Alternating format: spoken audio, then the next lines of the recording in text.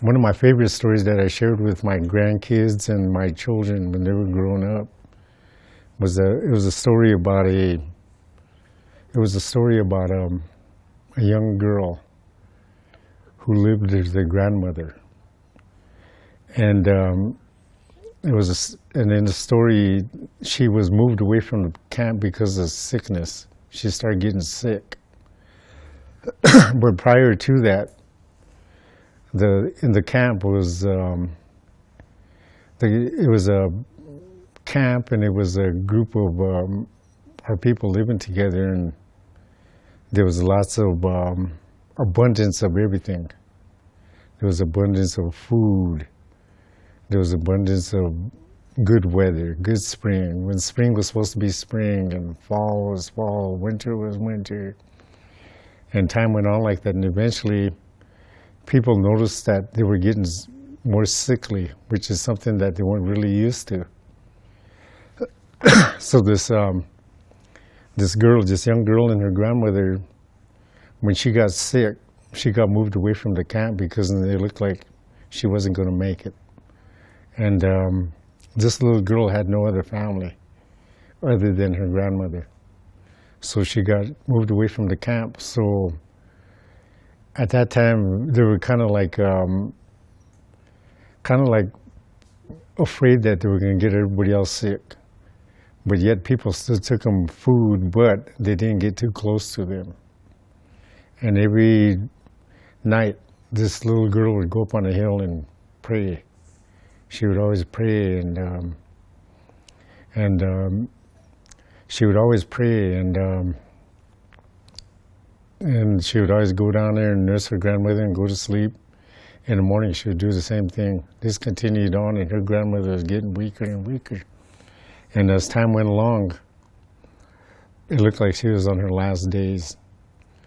And one night, she went up to pray, and she heard this voice talking to her.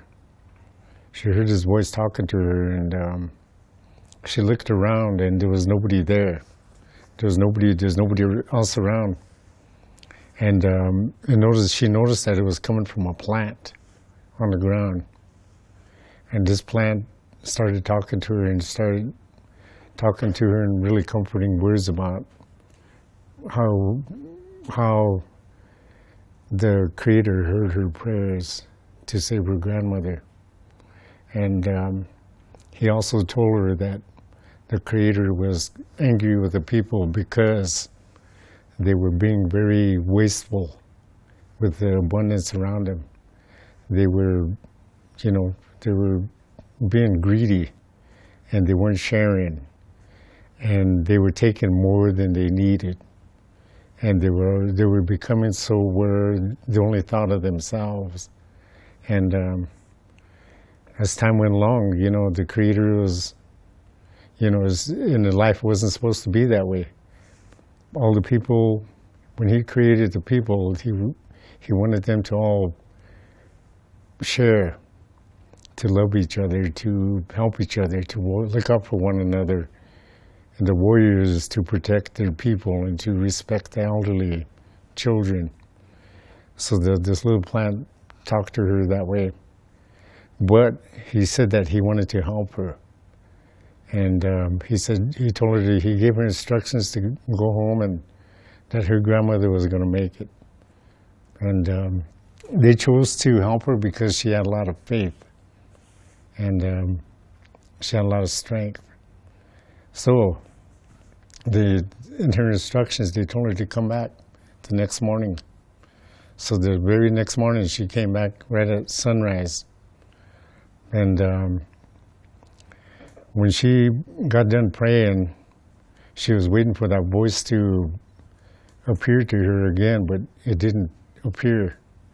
So she was getting kind of worried, kind of wondering if all that was a dream that she had. And when she looked around, when the sun showed itself and the sun started shining on that hill, she noticed something that she had never noticed before. And on that hill, the hill had turned into a big it looked like a big field of flowers that popped out of nowhere. And everything was green, everything was full of life. And this voice came back to her. And that voice, and other voices started coming, and that voice gave her instructions that all of these plants had come to help her to make medicine so her grandmother to get well. And when she got done getting her grandmother well, to take these medicines and go out into the village and help all the ones that were getting sick, and to reunite the people again. And so she did that. She did as she was told. She went home and took some of the plants that sacrificed themselves. And